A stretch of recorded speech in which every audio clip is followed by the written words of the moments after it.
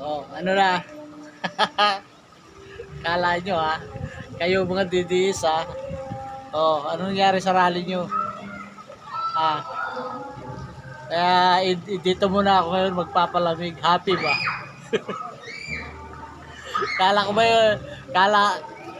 Kala ko ba mapapabagsak nyo ang aming Pangulong BBM? Oh, ya.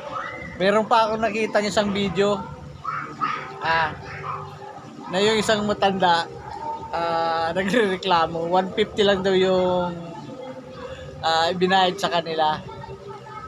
Oh, tapos yung pagkain daw nila doon tinapay lang.